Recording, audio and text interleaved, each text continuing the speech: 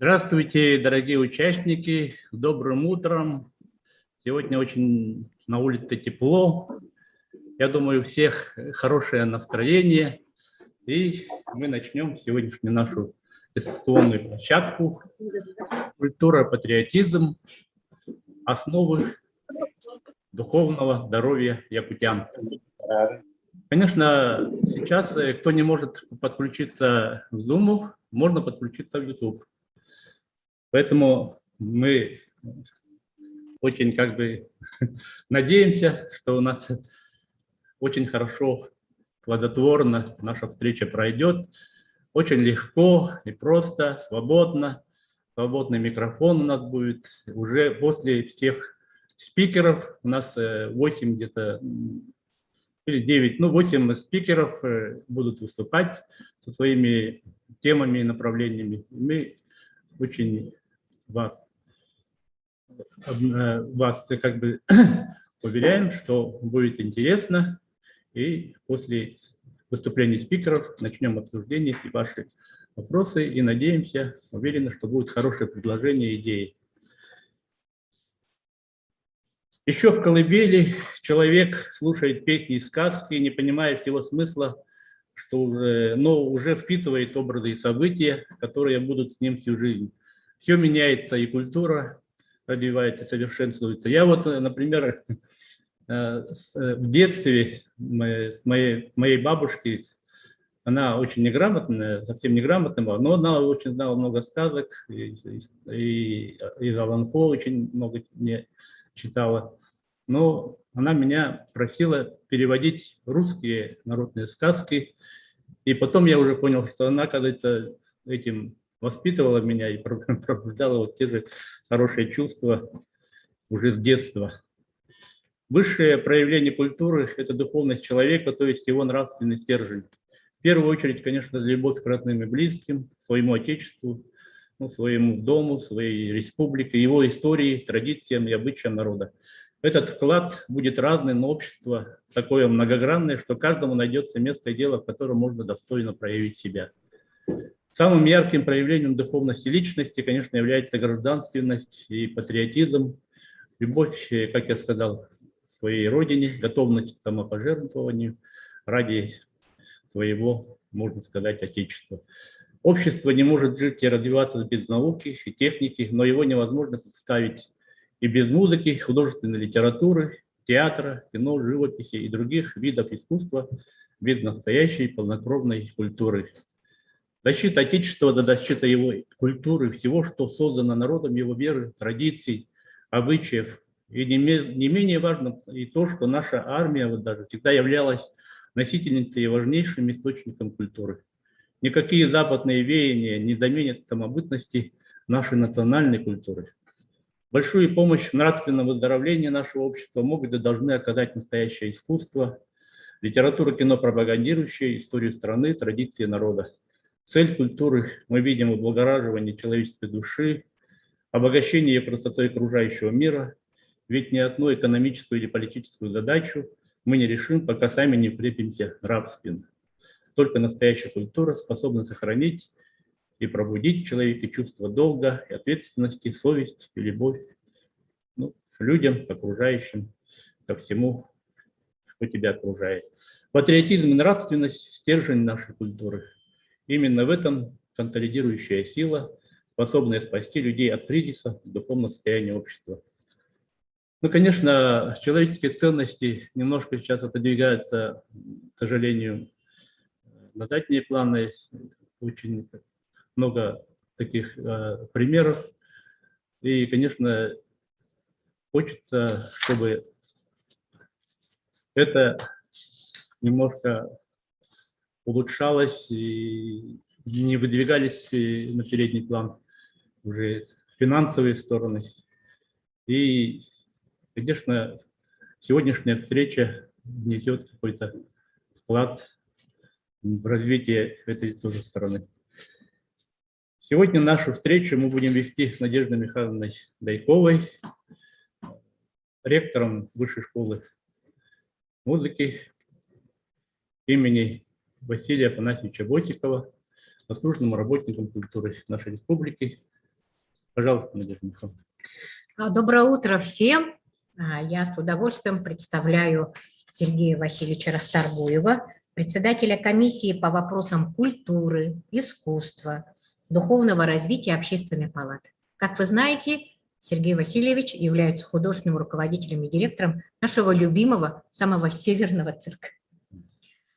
Ну что ж, друзья мои, прежде чем мы начнем нашу дискуссионную площадку, я бы хотела, чтобы вы были не просто пассивными слушателями, те, кто подключился к нам на дискуссионную площадку. Я хочу вам рассказать маленькую историю, которая предшествовала нашей сегодняшней встрече. Когда мы начинали подготовку к гражданскому форуму еще летом этого года, начал эту подготовку с нами вместе член-корреспондент СОРАН, доктор философских наук, профессор Виктор Данилович Михайлов. Как один из крупнейших специалистов в области социальной философии, он согласился быть научным куратором нашей дискуссионной площадки.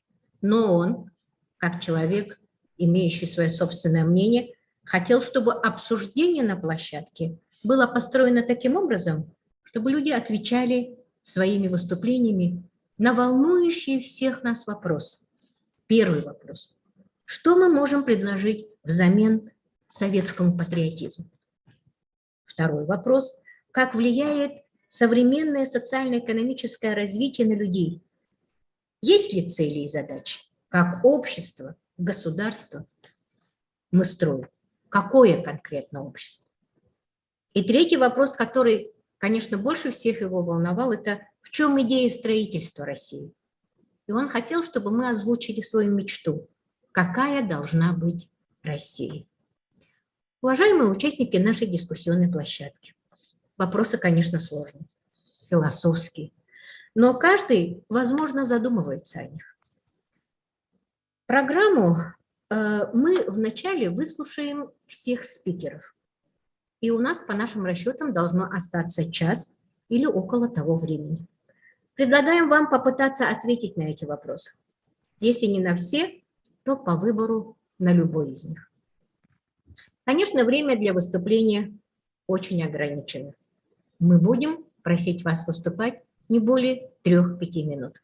Почему? Да потому что мы хотели бы многих из вас выслушать. Вопросы, возникающие в ходе дискуссии, вопросы, которые у вас возникают тогда, когда выступают спикеры, вы можете обозначить в чате. Посмотрите на экран, внизу у вас есть чат. Через него вы можете зайти. Я вижу, что многие уже нас поддерживают, отправляют нам приветы, желают нам доброго утра. Значит, вы знаете, как работать с этим чатом. В добрый путь, дискуссионная площадка. Начинаем? Да. Ну, первым я хочу предоставить слово Сидорову Олегу Гавриловичу, заведующему кафедрой журналистики филологического факультета СВПУ, кандидату филологических наук, академику Академии духовности Республики Саха-Якутия. Его тема называется «Новое веяние, влияние и безопасность». Пожалуйста, Олег Гаврилович. Добрый день, Сергей Васильевич, Надежда Михайловна, все участники гражданского форума. Да, у меня тема «Новые веяния». Но первоначально новые медиа, влияние и безопасность, но когда вот появилось веяние, я даже в какой-то степени обрадовался, потому что на самом деле вот тот флеш, который стоит, вот сейчас я включаю свою презентацию, да, название моей темы «Между веяние и медиа». Вот сейчас у вас появится на экранах. Это в какой-то степени, наверное, тоже показывает нашу сегодняшнюю действительность. Да? Эти новые веяния, которые мы ощущаем в нашей повседневной жизни, они все связаны именно с медиа. И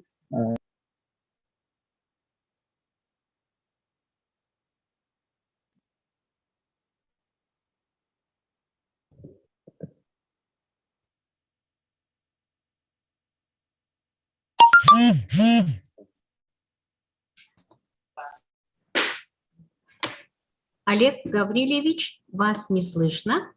Может быть, что-то с микрофоном. Проверьте, пожалуйста.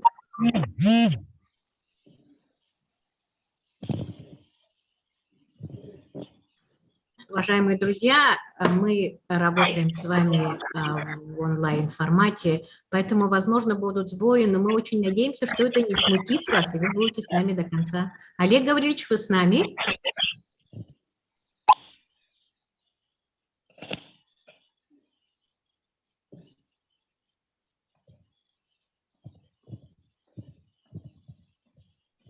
Олег Гаврилович, на картинке нету, слайда нету, и мы вас не слышим. Слайды не видим, вас не слышим.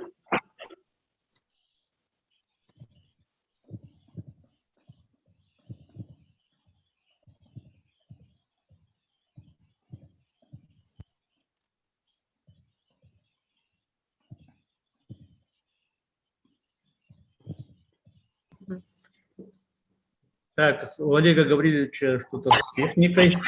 Ну, наверное, тогда, Дмитрий Иванович, если готов, можем передать слово директору автономного учреждения «Музейный комплекс «Моя история», члену Общественной палаты Республики Саха-Якутия с темой «Исторический парк. Россия. Моя история в системе патриотического воспитания в Республике Саха-Якутия». Дмитрий Иванович, пожалуйста. Да, добрый день. Слышно, видно, да? Да, очень нормально. Хорошо. Уважаемые участники гражданского форума, уважаемые коллеги, дорогие друзья. В 2016 году президент Российской Федерации Владимир Владимирович Путин сформулировал национальную идею России. Он сказал, что у нас не может быть другой объединяющей идеи, кроме патриотизма. Действительно, в последние годы государством создаются условия по реализации крупных просветительских проектов, создания новых образовательных, культурных центров, поддержки активной гражданской и общественной позиции людей, воспитания граждан, обладающих позитивными ценностями, качествами, неразрывно связывающих свое будущее с Россией, с ее историей и культурой. Одним из крупнейших просветительских и патриотических проектов в масштабах нашей страны – это сеть исторических парков «Россия. Моя история», основу которых составляют мультимедийные выставки, представляющие историю России и соответствующих регионов от истоков до настоящего времени в современном, доступном формате, так скажем, формате живого учебника истории. География нашего проекта сегодня насчитывает 23 города, 3 из которых находятся в Дальневосточном федеральном округе. Это Якутск, Южно-Сахалинск и Владивосток. Исторические парки уже стали крупными просветительскими центрами и общественными пространствами в соответствующих регионах. В 2022 году будут введены в строй еще 2 исторических парка в Твери и в Пскове. 3 дня назад, 19 октября, нам исполнилось уже 4 года с момента открытия. Слайд 3. Третий слайд, он уже показывается. Чем занимается наш исторический парк? Помимо постоянных выставок, мы создаем временные тематические выставки, связанные с яркими личностями, событиями нашей республики и страны. Мы общественное и культурное пространство, прошу прощения, и одновременно пространство для получения новых знаний. Поэтому мы разрабатываем и реализуем разнообразные форматы культурного и познавательного досуга для якутян любого возраста. Семейные выходные, кинопоказы, мастерские, фестивали, концерты, квесты, квизы, экскурсии по историческому парку и даже по городу. Приведу некоторые показатели нашей деятельности. Слайд со статистикой. Покажите, пожалуйста. 6-й слайд. Да, вот здесь. За 4 года нашей работы посетителями исторического парка стали около 400 тысяч человек. Или это получается в перерасчете на день 257 человек в день. Последние 2 года, несомненно, сильно повлияли на показатели нашей работы, как и показатели вообще нашей жизни и всех учреждений культуры. Конечно, наши учреждения культуры все продолжали свою работу, готовили свои новые постановки, новые выставки, но, к сожалению, конечно же, посетителей было гораздо меньше. Нам пришлось отказаться от многих проектов. Групповое посещение школьников практически сошло на нет. Это видно из представленной таблицы. Следующий слайд. В этой ситуации нам пришлось перевести часть нашей работы в смартфоны и компьютеры. Значительно вырос объем работы нашего медиацентра. Но, думаю, с этой работой мы справились. Особенно с учетом 75-летия Победы. Я думаю, что та работа, которую проводили учреждения культуры в онлайн-формате, позволили нам, конечно, серьезно отметить эту дату и узнать много новых фактов из нашей истории этой трагической страницы, ну и одновременно победоносной страницы нашей с вами истории. Следующий слайд. В презентации можно увидеть ряд тематических выставочных проектов, реализованных нами совместно, либо в сотрудничестве с партнерами. Особое место в нашем портфолио занимают, несомненно, крупные выставочные проекты, идущие по всей системе исторических парков. И эта задумка, она закладывалась в основу нашего проекта. Это память поколений. Великая Отечественная война в изобразительном искусстве в прошлом году состоявшаяся. Это более 200 шедевров живописи отечественных мастеров 20 века, оживших с помощью современных цифровых технологий. Без срока давности в этом году выставка состоялась. Выставка архивных документов открылась одновременно в 63 регионах страны. У жителей Якутии появилась возможность увидеть уникальные архивные документы о преступлениях нацистов и их пособников. Выставка была приурочена к дате вступительной речи генерала Руденко на Международном военном трибунале в Нюрнберге. Выставка «Вспомним» – это уникальный авторский проект, который позволил взглянуть на события Великой Отечественной войны глазами ее участников, от маршала до жителя блокадного Ленинграда. Следующий слайд. Только за последние 2 месяца исторический парк представил 2 масштабные сетевые выставки. Это Александр Невский «Судьба России» к 800-летию великого князя, защитника России. Выставка была представлена в очень оригинальном формате графического романа. Ко Дню Учителя 5 октября мы открыли большую выставку «Роль учителя в истории России», об истории учительства, о профессии учителя, ее исторической значимости, которая призвана показать широкому кругу посетителей высокую гуманистическую миссию педагогов, служение стране и ее будущему. В рамках национального проекта образования с 15 ноября, вот буквально через меньше месяца остается, мы запускаем проект «Билет в будущее», включающий в себя интерактивную выставку более 300 профессий будущего с профориентационными тест-пробами для школьников старших классов, в которой в этом году примут участие 1160 школьников нашей республики. Теперь эта выставка и профпробы будут проводиться ежегодно на базе исторического парка. В следующем году вы станете свидетелями открытия в наших стенах большого выставочного проекта «Современная история Якутии» к столетию ЯССР. Сейчас хотелось бы обратить ваше внимание на серьезные инициативы в направлении воспитательной работы со школьниками.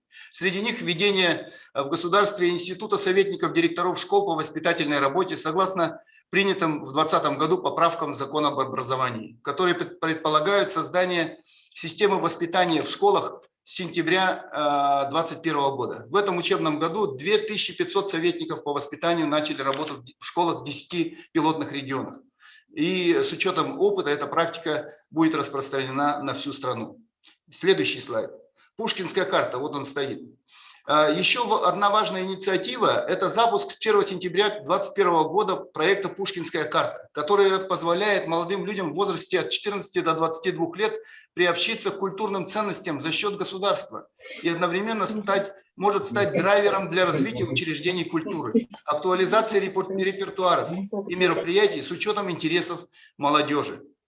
У нас уже появилась здоровая конкуренция за этот контингент наших жителей. Сегодня ряд учреждений культуры уже работает по Пушкинской карте. Примечательно, что если взять в расчет численность населения Якутии в этой возрастной категории, а это 160 тысяч человек, то получается, что общий объем средств, выделенных государством на эти цели, составляет 480 миллионов рублей.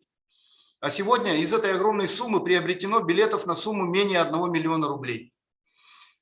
Мы просто обязаны по максимуму использовать такую возможность, поэтому считаю необходимым внести в резолюцию форума пункт. Правительству Республики Саха-Якутия совместно с органами местного самоуправления провести масштабную разъяснительную работу в школах республики, других образовательных учреждениях в том числе посредством средств массовой информации, о важности данного проекта и максимального использования средств, выделенных государством на эти цели до конца 2021 года. Конечно, этот вопрос еще раз обнажает проблему жителей населенных пунктов, удаленных от крупных городов республики. Культурные блага для них остаются практически недоступными, и эта проблема требует отдельного решения. Этот вопрос я бы хотел вынести на обсуждение участников форума. Нам всем нужно подумать, каким образом мы можем решить этот вопрос. По логике должны быть разработаны некие аудиовизуальные пособия, фильмы с методическим сопровождением для проведения тематических классных часов в удаленных школах и приобщения школьников к лучшим образцам отечественной культуры и искусства. Хотел бы также поделиться одной нашей болью. Все эти 4 года мы работаем со школьниками и ради них. Мы все понимаем, что ресурс учреждений культуры должен быть эффективно использован для исторического просвещения наших детей. ФГОС, федеральные и государственные образовательные стандарты позволяют наладить системное взаимодействие с учебными заведениями, ну или наоборот, учебных заведений с учреждениями культуры. Однако этот ряд причин не позволяет этого сделать. В частности, это и большая нагрузка, и, что греха таить, незаинтересованность учителей, и отсутствие школьных автобусов. Следующий слайд.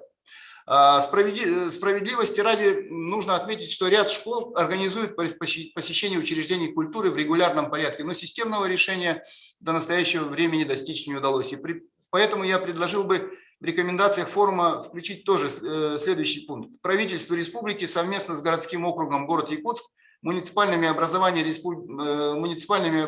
республики, расположенными вблизи крупных городов, решить вопрос обеспечения транспортом для посещения организованными группами школьников учреждений культуры.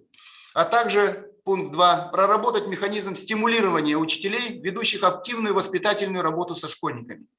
И еще, по-моему, один весьма важный момент. Патриотизм прививается через уважение к своим корням, через знание истории своего отечества, истории своей малой родины. К сожалению, в системе общего образования изучение истории малой родины является необязательным. Вместе с тем, для решения данной задачи в республике уже изданы учебные пособия. Это история Якутии 2020 года, охватывающая период с каменного века до 17 года, авторы Васильев, Борисов, Алексеева, тираж всего 3000 экземпляров. И история Якутии с 1917 по 2000 год, 2001 года издания, авторы Пестерев. Считаю, что мы должны попытаться сдвинуть эту ситуацию с места. И в этой связи предлагаю включить в резолюцию нашего форума пункт следующего содержания. Правительству Республики Саха-Якутия в целях решения задачи системного обучения истории родного края определить механизм включения самостоятельного курса по истории Якутии в программу общеобразовательных школ для 9-11 класса в рамках предмета «История Отечества». В завершение хотел бы еще раз отметить, что исторический парк «Россия. Моя история» обладает хорошими ресурсами для реализации образовательных программ в рамках ФГОС и разнообразных проектов по духовно-нравственному и гражданско-патриотическому воспитанию подрастающего поколения в Якутии. Я всех призываю к сотрудничеству в этой работе. Спасибо за внимание. Дмитрий Иванович, мы благодарим вас за выступление.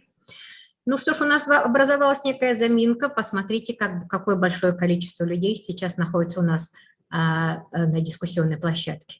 Мы немножко перебрали, и у нас получилось так, что даже те, кто должны были выступать, к сожалению, вынуждены были, их выкинуло, что называется, автоматом, и они сейчас готовы, обратно вернулись. Спасибо тем, кто прислушался к нам. Мы тут в суете просили перейти на YouTube-канал. Нас можно смотреть не только здесь, можно посмотреть и на YouTube-канале. И спасибо тем, кто освободил место для наших спикеров. Ну что ж, все, что касается выступления Дмитрия Ивановича, уважаемые участники дискуссионной площадки, Дмитрий Иванович рассказал о многих проектах, которые реализуются в рамках работы музея. И на самом деле, я думаю, это приглашение к тому, чтобы вы вместе со своими активистами, если здесь есть учителя, вместе со своими учениками, если здесь есть работники культуры, вместе с теми, кто ходит к вам заниматься в ваших клубных формированиях, имели возможность прежде всего через Пушкинскую карту, о которой так подробно и долго говорил Дмитрий Иванович, иметь возможность посетить не только музей который представляет Дмитрий Иванович, музейный комплекс «Моя история», да, «Россия. Моя история», но и другие творческие коллективы. И театр оперы и балета, и русский театр, и филармония. Они подключены к этой карте пушкинской. И если смотреть за тем, как сейчас продвигается это движение, да, то если сравнивать с Амурской областью, в день там покупают через эту карту около 1000 билетов. А у нас, к сожалению, это достигает только уровня 200-300 билетов. То есть у нас с вами есть большие возможности для того, чтобы за деньги, которые выделяет государство к приобщению к искусству, к культуре нашего подрастающего поколения, а вы услышали, что с 14 лет каждый ребенок, который проживает на территории нашей республики, может иметь возможность через эту карту приобщаться к деятельности культуры. Мы надеемся, что вы обсудите с нами проекты, которые прозвучали, и предложения, которые озвучил Дмитрий Иванович. Спасибо. Так, да, кстати, цирк сейчас присоединяется к пушкинской карте. Конечно, мы всех приглашаем. Сидоров Олег Гаврилович. Пожалуйста, Олег Гаврилович, можете продолжить свое выступление. Да, спасибо большое. Пожалуйста, да. Да, прошу прощения. Да, и, конечно, регламент наших спикеров надо соблюдать. Ага, значит, время идет. Все время пишет интернет неустойчивый. Да, но сейчас я попробую уложиться. Значит, тема, вот вы видите на экранах, новые веяния, медиа, влияние и безопасность. Но, в общем, когда вот появилось как бы название моего выступления «Веяние», я подумал, что нам попробовать ответить на вопрос, да, который вот тоже вы видите, в каком обществе мы живем и куда мы идем. Ну, понятно, что сегодня мы все это понимаем, мы как бы живем здесь внутри, да, это эпоха глобализации и медиатизации. Или даже говорят эпоха виртуализации, да. И вот что происходит? И в чем-то, наверное, это и эпоха противостояния между государством и медиа. Мы это сегодня читаем, слышим, что происходит, принимаются новые законы и так далее. Это на примере не только нашей России, но и во многих других странах. Это противостояние, оно все усиливается. Да? И еще, значит, на другом уровне, вот каждая личность, каждый человек, он тоже в какой-то степени находится в противостоянии с технологиями, да? Вот цифровой человек. Вот почему это противостояние возникло, почему это очень важно, да? Идет борьба за доминирование и влияние, да? И за что? За именно формирование социально значимых мотивов и ценностей, что приводит к выбору жизненной стратегии и образа жизни. Мне кажется, вот это один из, наверное, самых главных вопросов вот нашего времени, да? Выбор жизненной стратегии и образа жизни. И вот вокруг этого идет вот эта борьба, о котором, значит, очень много пишут, говорят сегодня, да. Ну и следующее, значит, вот есть такой мем, да, очень популярный среди молодежи, плакаты, наклейки там, и так далее. «Большой брат следит за тобой». Мы живем в этой действительности сегодня, все без исключения.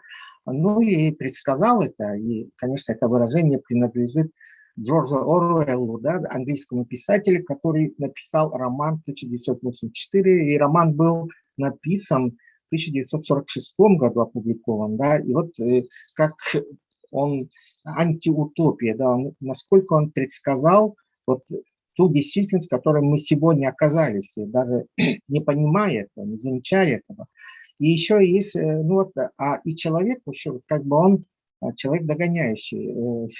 Зачем? То есть мы не успеваем за развитием технологий, за развитием искусственного интеллекта. Мы в роли догоняющего. То есть вот каждый человек, потому что просыпаясь утром, читая разные новости и так далее, мы читаем о том, что такое создано, что-то новое, что-то интересное и в сфере именно технологий. Да? То есть потом, а с другой стороны, мы, человек, оказались как бы состоянии плывущего, да, море информации, море постправды. Это тоже очень, ну, мне кажется, интересный тоже как бы момент, когда человек, он по волне, да, или же он сопротивляется, он выбирает свой путь. То есть у каждого есть свой выбор. Да, вот, когда мы говорим безопасность, это безопасность зависит от нас.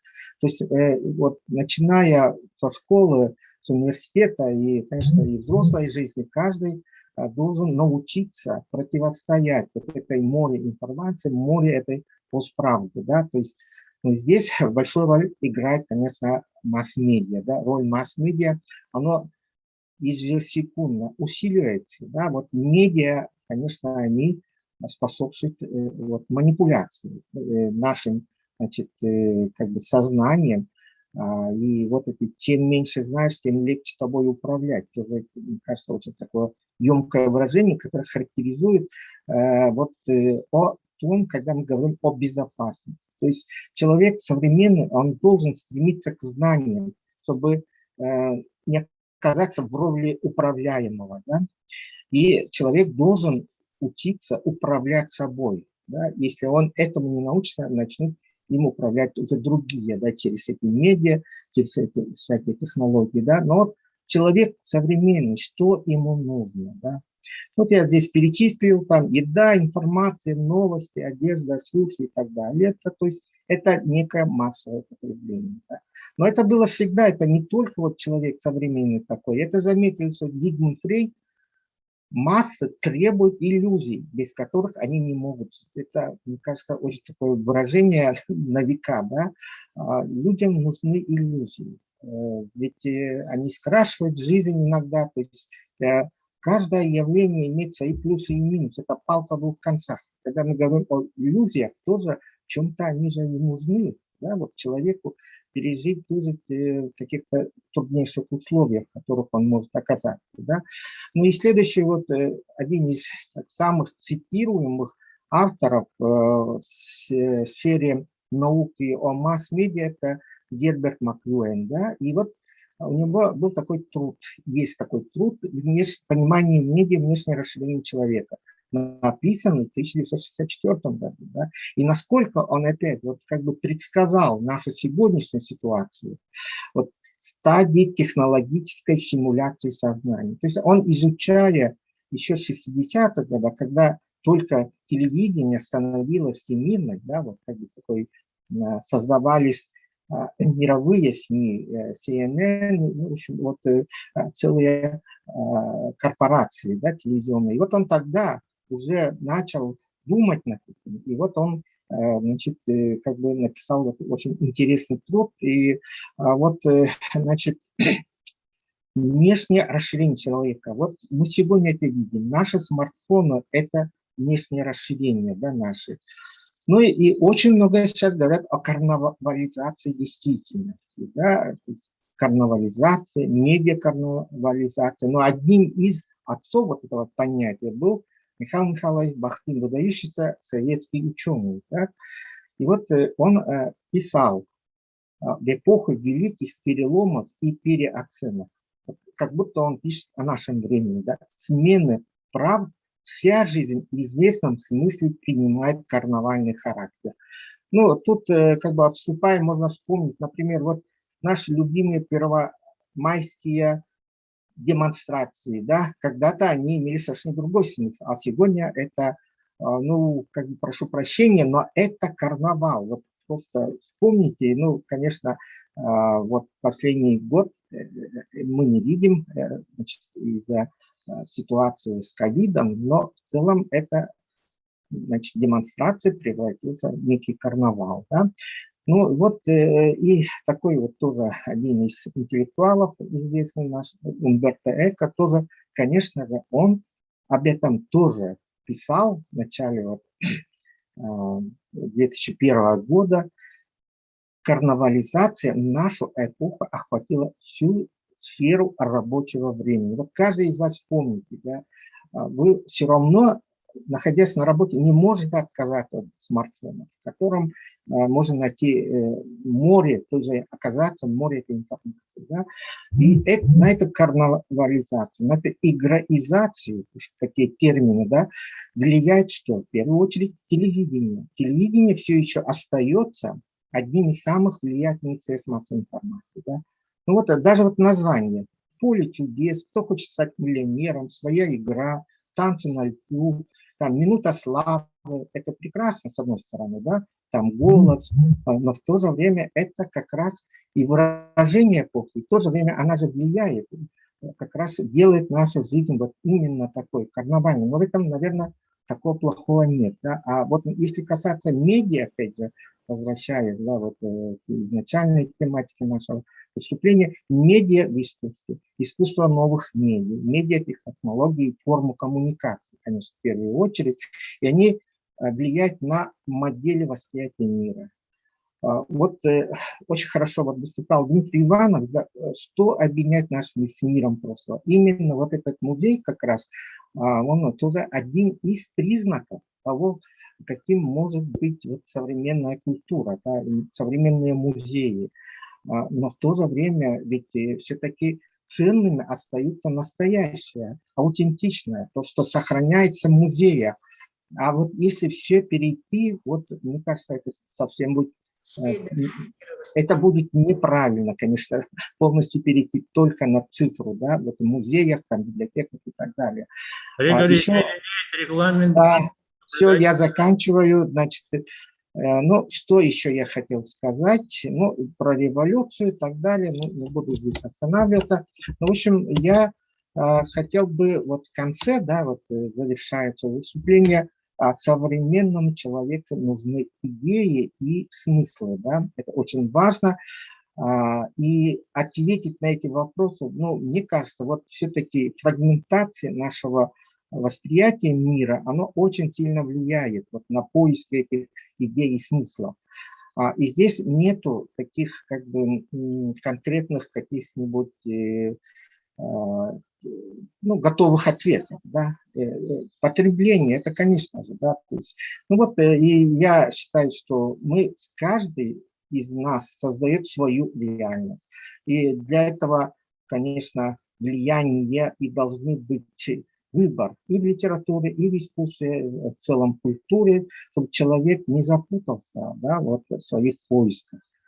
Ну, и вот, значит, да, вот я просто последний, значит, момент, значит, все-таки телевидение остается влиятельным, да, вот это с 2021 года, август месяц, да, 62% россиян все-таки смотрят, но видите, вот здесь красным это, значит, смотрение, так говорят, да, телевидение, она падает, но все равно она лидирует 62%. 37% это социальные сети и интернет-издания 36%. Так что вот мир, он стал таким. Ну а каким будет наше будущее, вот тоже все зависит от нас. Ну или он будет таким, значит, технологичным, искусственным, виртуальным и, в общем, иллюзорным. Спасибо за внимание. Ну что ж, Олег Гаврилович, у меня такое впечатление, что мы должны в обязательном порядке вас выслушать. Нам необходимо, чтобы эта лекция, этот доклад выслушала как можно большее количество людей. Это интересно прежде всего тем, кто занимается в отрасли культуры, те, кто занимается в образовании, да и средством массовой информации. Продолжила бы вашу, значит, ваш словарик игротизация, карнавализация, а можно еще сказать вестернизация кино и театра. Да? Это на самом деле такие понятия, которые на самом деле нас сейчас вовлекают в современный мир, но тем не менее вот возможность выслушать такой содержательный доклад, у нас есть необходимость в этом. Поэтому я предлагаю вам, чтобы вы через нашу комиссию в Общественной палате нашли возможность для публичных выступлений. Спасибо вам большое, это очень содержательный доклад получился у вас. Да, да, совершенно верно. Спасибо, Олег Гаврилович, очень интересная тема. конечно, будем, я думаю, отдельно организовывать встречу с вами. Но сейчас я с большим удовольствием хочу передать слово уже по теме патриотизма Гребенникову Николаю Григорьевичу, члену Общественной палаты, председателю правления ООО Ассоциации ветеранов боевых действий органов внутренних войск Республики Саха-Якутия. Пожалуйста, Николай Григорьевич, и с вами еще будут выступать, вы сами представите, кто с вами будет участвовать в вашем выступлении. Но регламент, пожалуйста, регламент.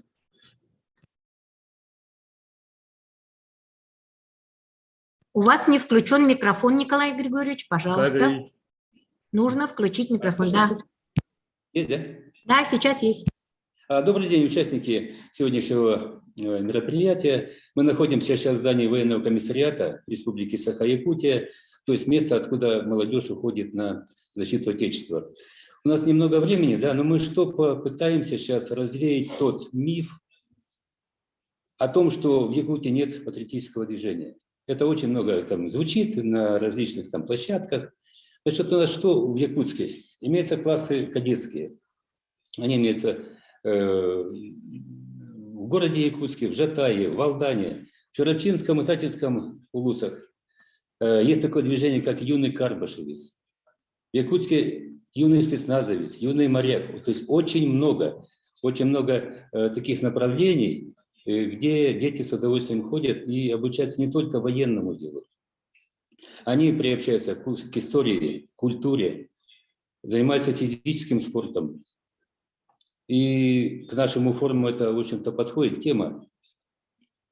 Тут листаю сейчас несколько кадров. Это мы занимаемся экспедициями. Экспедиции, они по местам боевой славы, то есть у нас в республике проходила такая трасса Алсиб. Это отдельная строка поисковой деятельности. В основном наши походы связаны с поисковыми, с поиском упавших самолетов. Это в Хандаге, Чурапче, Тампонском, Жиганском, Усмайском, Паймыконском. Все найденные артефакты мы передаем в музей боевой славы и устанавливаем имена погибших. Всего у нас 140 самолетов упало, а найдено всего лишь 27. То есть такой простор большой. Это кто участвует, это выносливость, чистый воздух, спорт, приобщение к нашей великой победе, восстановление имен погибших. Ну, на этом мы закончим и немножко продолжим по иному пути пойдем. Сейчас у нас находится, вместе со мной рядышком помощник начальника, пожалуйста, выключите демонстрацию. Помощник начальника отделения по военно-политической работе Управления Росгвардии Республики. Пожалуйста, передаю сейчас слово. Здравствуйте. Федеральная служба войск Национальной гвардии Российской Федерации активно выступает за формирование и развитие патриотизма у граждан Российской Федерации. У нас есть большое количество школ, классов Росгвардии. И наряду с этим 29 декабря 2020 года зарегистрировано межрегиональное детское юношеское военно-патриотическое общество движение «Гвардейская смена». 13 января 2021 года состоялось первое рабочее совещание. В совещании приняли участие представители организации, учредителей движения. В ходе совещания были утверждена структура гвардейской смены, план совместной работы по развитию движения, порядок действий по приему в движении и правила вступления в его ряды. Цели данного движения – это участие в реализации государственной молодежной политики Российской Федерации, всестороннее развитие и совершенствование личности детей и подростков, удовлетворение их индивидуальных потребностей в интеллектуальном, нравственном и физическом совершенствовании, повышение в обществе авторитета и престижа военной службы, сохранение и примножение патриотических традиций, формирование у молодежи готовности и практической способности к выполнению гражданского долга и конституционных обязанностей по защите Отечества. Участие в движении и выход из него является добровольным. Участниками движения могут быть граждане, физические лица, достигшие 8 лет, а также юридические лица, общественные объединения. Членские взносы с участников не взимаются. Участие в движении физических лиц осуществляется на основании письменного заявления гражданина с согласием его законных представителей для несовершеннолетних участников. Также, вот вам сейчас представлена на слайде, разработана форма одежды для участников движения. Цена будет оптимальной для всех данной формы одежды. Также 23 октября нынешнего года на базе СОЖ номер 30 города Якутска состоится открытие уже зарегистрированного межрегионального детско-юношеского военно-патриотического движения «Гвардейская смена». Большое спасибо за внимание. Сейчас хочу дать слово руководителю Всероссийского движения юнармии, которое у нас существует в Республике Саха-Якутия. Мы на среди Сибири и Дальнего Востока находимся на таком почетном месте, на достойном уровне, хотя у нас очень много сложностей в связи с тем, что у нас нет вообще воинских частей, у нас нет подводных лодок, у нас нет самолетов, но тем не менее нас уважают и хвалят, пожалуйста, Александр Николаевич.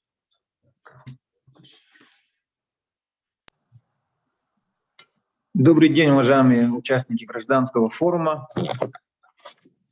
В нашей республике традиционно уделяется большое внимание патриотическому воспитанию подрастающего поколения, реализуется комплекс военно-патриотических мероприятий и молодежных проектов. Сегодня воспитание гражданина и патриота – это основная повестка в системе образования, культуры и молодежной политики. В системе образования и системе нашего патриотического воспитания в соответствии с концепцией системы подготовки граждан Российской Федерации к военной службе на период до 2024 года создаются так называемые учебно-методические центры военно-патриотического воспитания школьников на всей территории Российской Федерации. Это учебные центры «Авангард» в соответствии с инициативой министра обороны Сергея Шойгу, который поддержал президент Владимир Владимирович Путин. И в настоящее время в Республике Саха-Якутия активно ведется работа по данному направлению. В соответствии с приказом Министерства образования и науки от 15 апреля был создан учебно-методический центр «Авангард» на базе Якутской кадетской школы-интернат, подведомственного учреждения Министерства образования государственного учреждения. Центры «Авангард» — это многопрофильные учебно-воспитательные комплексы, представляющие собой так называемые учебные центры, которые работают по трем основным направлениям. Это учебные сборы со старшеклассниками. Второе направление – это летние военно-патриотические смены, центры и методическая подготовка преподавателей по основам военной службы, по патриотическому воспитанию. В настоящее время у нас в соответствии с командованием Восточного военного округа активно ведется работа по оснащению учебно-методического центра. За лето у нас на базе Якутской кадетской школы-интернат создан один из модулей учебного центра «Авангард» – это «Бастион», военно-палаточный городок. Со стороны командования Восточного округа совместно с правительством Республики Саха-Якутия проводится соответствующая работа по передаче военного имущества и военной техники. Уже получены классно-учебная материальная база для подготовки школьников по дисциплинам: огневая подготовка, военно-политическая подготовка, инженерная подготовка, автомобильная подготовка, класс медицинской подготовки и так далее. 10 учебных классов нами уже получено. Также переданы военное имущество: это армейские палатки УСБ-56, полевые кухни КП-130. Также по линии Министерства обороны были закуплены также армейские палатки М-30, общие физические площадки «Воркаут». Также в планах у нас есть строительство также на территории учебного центра «Авангард». Это деревня партизанов, многопрофильной полосы препятствий и строительство нового здания учебно-кадетской школы-интернат, где будут также предусмотрены архитектурно-планировочные решения центра «Авангард». Также наш центр активно ведет работу совместно с российским движением «Юнармия». У нас в Республике Саха-Якутия в 31 муниципальном образовании созданы местные штабы, 183 юнармейских отряда созданы. У нас в целом вступили в ряды движения «Юнармия» более 6500 школьников, и работа продолжается, динамично развиваемся. Наши юнармейцы принимают участие в ключевых мероприятиях всероссийского уровня, и по итогам проводимой работы мы занимаем по Дальнему Востоку 2-е место по итогам всероссийского смотра конкурса региональных отделений Юнармии. В этой части предлагаю включить в резолюцию нашего форума, это совместно с органами, муниципальными образованиями, создать так называемые опорные пункты учебно-методического центра «Авангард», также рассмотреть возможность создания юнармейских классов и домов юнармии. В этом плане мы готовы оказать содействие нашим муниципальным образованиям и работать в этом направлении. Поэтому мы открыты взаимодействовать в этом направлении. Спасибо. У нас очень много направлений различных. Да? Одно из них – это установка памятных досок. Вот мы, лично наша организация общественная, 22 памятных доски мы установили. Я хотела вас похвалить за то, что вы регламент придерживаетесь. Николай Григорьевич, дорогой, у нас много выступающих. Давайте мы вас услышали, вы большие молодцы, по-военному, четко определили. Вы много предложений могли сказать. В чем помогли бы? Вы предложения, пожалуйста, впишите. Мы обязательно их рассмотрим. Вы же с нами. Тогда предложение отдельную площадку еще сделать на базе. Хорошо, все Да, поняла. Обязательно давайте сделаем такую площадку. Спасибо большое. Да. Спасибо. Время. Так, спасибо, Николай Григорьевич. Сейчас я хочу передать слово Андрею Савичу Борисову. Готов, да? Готовы, да, Андрей Савич? Государственному советнику Республики Саха-Якутия, директору Института геокультурного развития Республики Саха-Якутия, академику Академии духовности Республики Саха-Якутия, Народному артисту России. Так, ну... Добрый день. Добрый день. Слышно хорошо? Уважаемые участники нашего круглого стола, то, что вот буквально вот перед моим выступлением, ну, меня признают как деятеля культуры и искусства, прозвучали из уст военных очень важные постулаты воспитательной, патриотической, духовной жизни в армии. Это очень символично. И это вот как бы само построение выступления деятеля культуры послевоенных, оно востребовано испокон веков востребовано. Всегда так и должно было быть. Вот. Почему я это говорю? Потому что, ну, если вы помните, в советское время деятели культуры и искусства назывались бойцами идеологического фронта. Ну, понятно, что уже больно так прямолинейно было сформулировано. На самом деле за этим стоит большой смысл, изначальный смысл. Служение государству, служение народу, служение тем идеалам, которые и тогда, и сейчас они присутствуют в обществе. Они вечные идеалы. Это является главным постулатом для деятеля культуры и искусства. Я вот,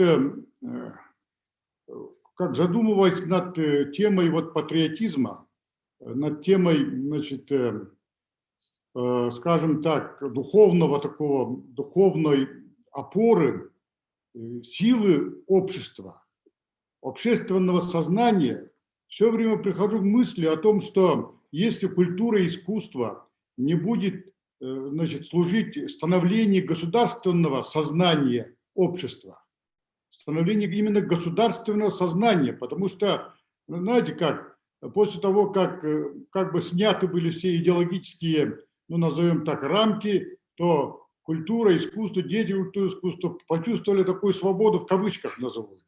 И в результате этого эти нравственные смыслы были утеряны. Значит, ценности начали как-то превращаться в такие личные, только значит, частные понимания того или иного деятеля культуры и искусства. А есть же государство, есть же государственный подход. Я считаю, что и сегодня происходит такое очень такое, назовем так, исподволь умаление значимости государственных мероприятий в обществе. Это подается, значит, ну, частными там блогерами, значит, таких средств массовой информации, таких систем, как называют, системе в интернете, подается это как бы беспокойство, мол, что надо, да, мол, строить детсадики там, надо больных детей там и так далее, и так далее. И под этим углом, ну, как бы используя социальные неурядицы, которые в обществе всегда были, будут и есть, происходит умаление воспитательного значения государственных мероприятий не только в сфере культуры и искусства, а вообще. И это очень опасно. И этим пользуются ни много ни мало, хочу сказать, пользуются, значит, ну, хотим или не хотим, у любого государства есть доброжелатели, а есть недоброжелатели, мягко назовем. И это используется с тем, чтобы, значит, разбросанность общественного сознания, оно дает повод, ну, знаменитое выражение «разделяя властвуй», да? То есть разделяя властвуй. Если у нас в таком государстве, во-первых, само государство, во-вторых, деятели культуры и искусства не будут, значит, беспокоиться и печься по поводу, значит, общественного сознания, которое направлено на становление государства, на гражданственность, на патриотизм и так далее, то мы в скором времени не сможем это общество собрать. И в этом смысле те государственные мероприятия, которые были, ну, в 90-е годы, ну и последние годы также проходят, но они, с одной стороны, вот я вот вспоминаю, как вот, Надежда Михайловна, вы это хорошо это знаете, вспоминаю, когда мы проводили «Дети Азии», как дети, молодежь, тысячи молодежи участвовали на этих мероприятиях и участвуя в сюжете, в сценарии, где обязательно вводились вот главные постулаты государственности, главные постулаты патриотизма, любви к родине. Вот эти моменты, эти дети, участвуя на этих мероприятиях, уходили вдохновленные. Я четко приезжали из всех сел, улусов и городов республики, приезжали сюда, и несмотря на такую жесткую работу по созданию там открытия-закрытия игр «Дети Азии», несмотря на то, что они уставали, я видел, как светятся глаза этих ребят. Уверен в том, что те дети, вся молодежь, которая участвовала на всех государственных мероприятиях, они сегодня очень успешные люди. Они это помнят, и для них это является духовной опорой. Мы как военные работали. И с нами работали военные ребята, которые, ну, с наших вот рядом лежащих частей, которые были. Военные. И вот ребята военные видели, я на всю жизнь запомнил, как ко мне подошел, по-моему, майор был, и видя, как мы командуем, и в то же время вот эта молодежь слушает эту команду и исполняет с таким особым таким подъемом, они говорили, вы как военные, говорили. Иногда даже были моменты, когда больше, чем мы военные, значит, выступали на этих. Поэтому, значит, считаю, что в общественном сознании, поскольку это происходит наш разговор на уровне общественной палаты, то в общественном сознании всячески надо выпистовывать подход к государственным мероприятиям как остро важным, необходимым во всех смыслах, и в воспитательном смысле, и организационно, и собирательно, и так далее, и так далее. Вот первое, что я хотел сказать. У меня сколько времени осталось? Совсем немножко, Андрей Савич, к сожалению, нам надо еще... Значит, я заметил о том, что мы так мало читаем те основополагающие документы. Одним из главных документов, если вы заметили, значит, называется «Стратегия национальной безопасности». Помните, да, «Стратегия национальной безопасности», которую подписал президент страны Владимир Владимирович Путин. И там, значит, красные линии проходят. Если раньше шел разговор об обороне, об экономике и так далее, то здесь в этой стратегии красной линии проходит сбережение народа, сбережение нравственности, духовности, культуры. Не зря же сам Шойгу, с которым я хорошо знаком, когда мы поднимали город Ленск от бедствия, от наводнения, и он первым поднимал министра культуры, говорил, как культура, значит, военный человек поднимал культуру. И не зря, значит, недавно министр обороны Сергей Кужугутович поднял вопрос о так называемом внутреннем враге. Внутренний враг – это не значит, что там враги внутри нас, это внутренний враг в нас. Поэтому одним из главных постулатов, который я хотел бы вот в завершении своего выступления сказать, уважаемые общественные деятели, все, кто здесь сидит, значит, поддерживайте всегда и работайте над тем, чтобы, значит, государственные мероприятия, столетие республики предстоит, у нас, чтобы общественное мнение, общественное сознание относилось к этому очень важному фактору воспитания и патриотизма и молодежи, да и всех наших граждан. Спасибо. Уважаемый Андрей Исаевич, большое спасибо. Вот вы знаете, абсолютно мы с вами в унисон думаем. Фальсификация, идеология фальсификации, подмена большого, главного, мелкими, частными интересами. То, о чем вы говорите, сейчас, конечно, общество захлестывает. Огромное вам спасибо. Мы соскучились по вам, Андрей Исаевич, по вашим публичным выступлениям. Вам необходимо обязательно то ли по телевидению, то ли по радио, или у нас на площадке Общественной палаты обязательно выступать. Вы собираете своей энергией, своим опытом людей вокруг себя. Это для нас очень важно, потому что обществу нужно сплотиться. Большое вам спасибо, что нашли время и присоединились к нам. Спасибо, Андрей Исаевич. Спасибо, Андрей Исаевич. Спасибо. Я с большим удовольствием хочу передать слово для выступления с темой формирования электронного наследия Якутии, персоналиум «Великая книга жизни известных людей Республики Саха-Якутия», электронная энциклопедия на примере Алепинского района. Черепановой Альбине Прокопьевне, члену Общественной палаты Республики, генеральному директору АО «Республиканский специализированный регистратор», Якутский фондовый центр, кандидат геолого-минералогических наук. Пожалуйста, Альбина Прокопьевна. Добрый день, дорогие участники. Находясь в таком окружении, очень благодарна, что вот позволили мне выступить с моим сообщением. Вообще наш называется круглый стол или площадка «Культура, патриотизм, основы духовного здоровья якутян». Прямо вот это цель сказанные слова, и поэтому моя тема называется «Формирование электронного наследия Якутии». Есть такая у нас идея, проект называется «Персоналиум. Великая книга жизни известных людей Республики Саха-Якутия». Ну, идея, и мы уже ее реализуем целый год на примере Алепинского района. И благодарна я своим алепинчанам, что они меня поддержали, и мы вот над этой темой работаем. Можно следующий слайд? Персоналиум является образовательным проектом. И он нужен для чего? Для того, чтобы сохранить исторические данные, наследие нашего народа. Но так как мы все хорошо умеем читать, у нас очень большая, богатая литература вообще у нас в Якутии. Я знаю, многие наши районы выпускают огромные тома книг, посвященные людям, там, медицины, образования, спорту. Но есть одно ограничение, очень такое важное. Не все книги мы можем прочитать.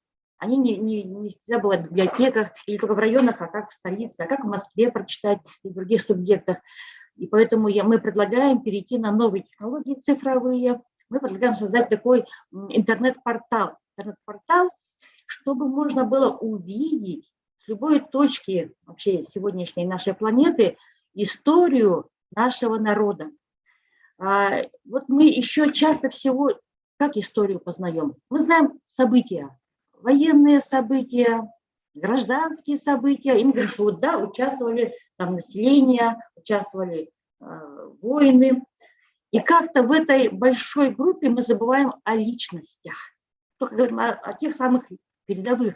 И вот мы предлагаем в нашем проекте «Персоналиум» говорить о людях, узнать историю через людей, через призму их жизни, как они трудности преодолевали, их достижениях, об их провалах, успехах, о их трагедии и героизме. Поэтому «Персоналиум» имеет такое название, следующий слайд, пожалуйста, именно речь идет о людях. Мы предлагаем в своем этом, как бы в базе данных, это же огромная будет база данных, сохранить имеющийся объем достоверных материалов, накопленных в процессе появления различных наших территорий административных. Создать такой интернет-портал, чтобы можно было не только просто читать, но именно опираться, потому что это будут верифицированные достоверные данные, научные данные. И сделать эту информацию очень доступной для людей, чтобы можно было любой школьник, любой студент, любой там научный исследователь зайти и все, что ему надо посмотреть. Вы можете мне сказать, у нас же есть Википедия сегодня, у нас есть Google, мы там все смотрим. На самом деле мы смотрим только поверхностное, мы глубину там не видим. Мы можем, да, самых великих людей там увидеть, но вы не забывайте, что это портал иностранный, что информация может быть где-то даже искажена. Вспомним 90-е годы. Помните, был дефицит книг, и вдруг появились красивейшие, украшенные, богато иллюстрированные книги. Мы так были этому рады. И через несколько лет мы поняли, что информация там подменена. Оказывается, там, может быть, не но вот в мыслях, картинках, в рисунках, все-таки она оказалась искаженной. И мы это поняли очень поздно. И поэтому я думаю, что сегодня нужно создавать нашу республиканскую такую базу данных, которая позволит видеть реальные, правдивые данные. Так, можно следующий слайд? Какая же, вот я вот пишу, да, что это противодействие фальсификации исторических, статистических, любых научных, ненаучных трактовок, которые могли бы быть, ну, исказить реальную историю, переформатировать нашу историю. Это, конечно, угроза нашим научным данным. Какова же структура? Можно следующий слайд? Структура этого персоналиума.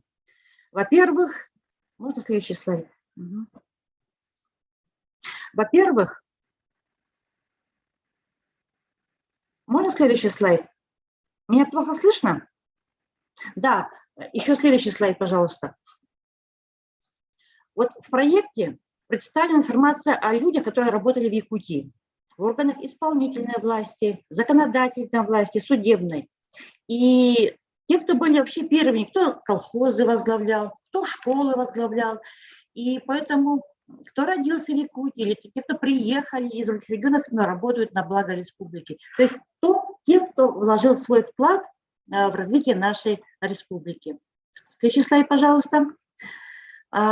И вот как система знаний, наша программа «Персоналиум», наша энциклопедия позволит объединить людей разных поколений, разных профессий, тех, кто интересуется своими корнями, кто хочет понять свою идентичность, увидеть себя как цепочка вообще в звене своего рода. Следующий слайд. Какова структура? Главное звено, вот это базы данных, это, конечно, как бы посписочный состав людей по разделам. Вы знаете, у нас есть хорошая каталогизация в архивном деле, в библиотечном деле. Это взято за основу этой нашей базы данных. Следующий слайд, пожалуйста. Вот структура. Там, значит, госустройство. Это наши тайоны, улусные головы, государственные деятели, наши депутаты.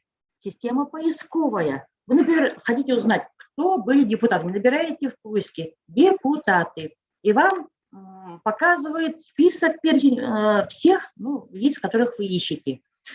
Вот, например, на этом слайде видно, нет, что вот, скажем, нам интересны матери-героини. Например, вот матери-героини, нажимаем на этот слайд, на эту кнопку прямо на экране. Следующий слайд, пожалуйста. И мы увидим, да, и мы видим, вот мать-героиня, например, это будет на портале обозначено, Максимова Варвара Семеновна, и описание про нее. Здесь очень краткое, это же будет список Максимова Варвара Семеновна, дальше будет Комина Ольга Савична и так далее. Но так как здесь мы речь пока ведем об Алепинском районе, здесь, значит, это будет, может, список там 20 человек. Это будет, когда Якутия вся, может быть, там 2000 человек. И когда нам нужно знать именно Алепинского района, мы набираем мать-героиня Алепинского района или мать-героиня Амгинского района. И нам сама система поисковая выстраивает вот эти все данные. Дальше пойдем. Следующий слайд. Вот, например, якутский полиглот искать. Мы находим от Барамыгин Николай Константинович. Пожалуйста, родился, где жил, и краткая информация о его деятельности. Дальше, пожалуйста, следующий слайд. Вот, там будет, вот это же уже конкретно из сайта данные взяты. Например, Барамыгин Николай Константинович, годы его жизни, работы, источник. Какая информация, откуда она именно взята. Это те литературные данные, опубликованные, которые у нас сегодня имеются в распоряжении. Следующий, пожалуйста, слайд. Вот, например, когда мы смотрели вот Барамыгина, мы там видели, что да, есть слово «герой соцтруда». Хотим мы набрать героев соцтруда. Пожалуйста, нажимаем, видим Скачинский Александр Александрович. Дальше, пожалуйста. Или, скажем, Кузьмин Валерий Ильич. То есть это система поисковая в этой базе данных, позволяет увидеть всех тех лиц, которым у нас есть интерес. Дальше, пожалуйста. И вот какое же у нас есть предложение.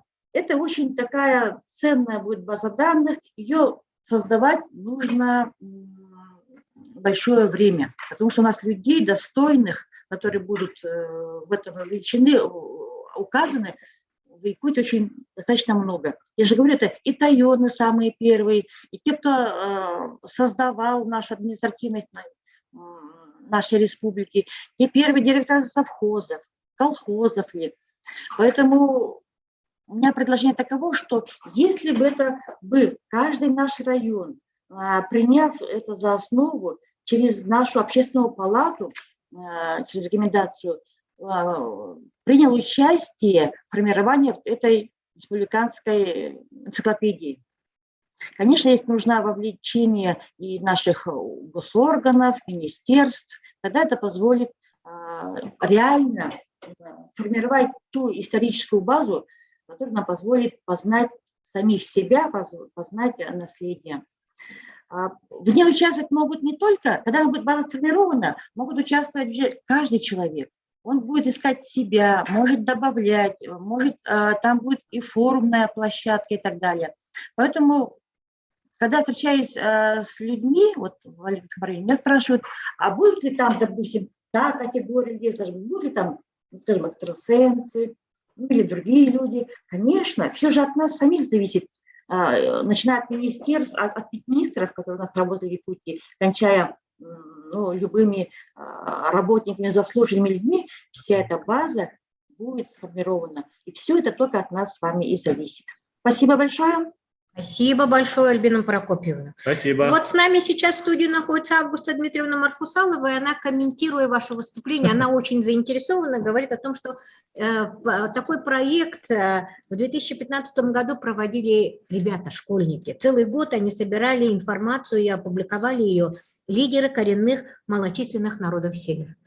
То, о чем вы говорите, актуализация, достоверность, пополнение информации. Это очень важно. И важно, что вы используете существующую систему поисковую архивов и библиотек. Они все стандартизированы, и, соответственно, информация, о которой вы говорите, она могла бы быть приведена в соответствие по всем параметрам за многие годы, которые, в принципе, работа была проведена. Спасибо большое, хорошая идея. Я одно слово добавлю, да, вот эта идея на поверхности, и, возможно, не только школьники этим занимаются, это разбросанные, может быть, там в районах наших вузах. Конечно, конечно. Единую систему создать, это позволит не разбрасываться.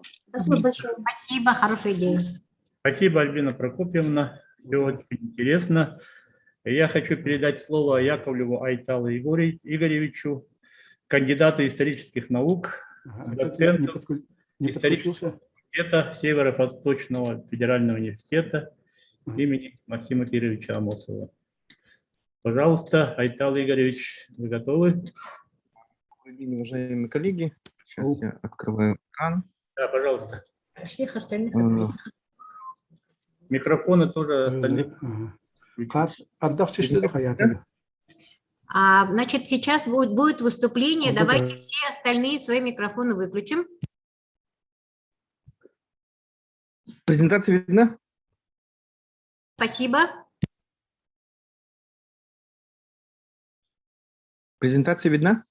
Мы видим ее. Да, Айтал Игоревич, видим вашу презентацию. Добрый день, уважаемые участники форума. Разрешите сделать доклад по теме «Историческая память и гражданская идентичность в цифровой среде».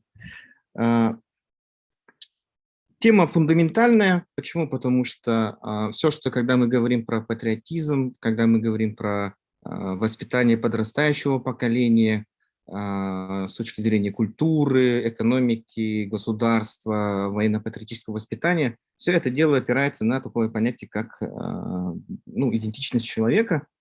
Современные историки, антропологи, социологи и те люди, которые занимаются изучением общественных процессов, мы в данный момент акцентируем внимание на такое понятие, как идентичность. Конкретно про идентичность надо сказать о том, что это есть понятие самосознание человека, то, как он себя воспринимает в этом окружающем мире, какая у него позиция относительно каких-то социальных процессов.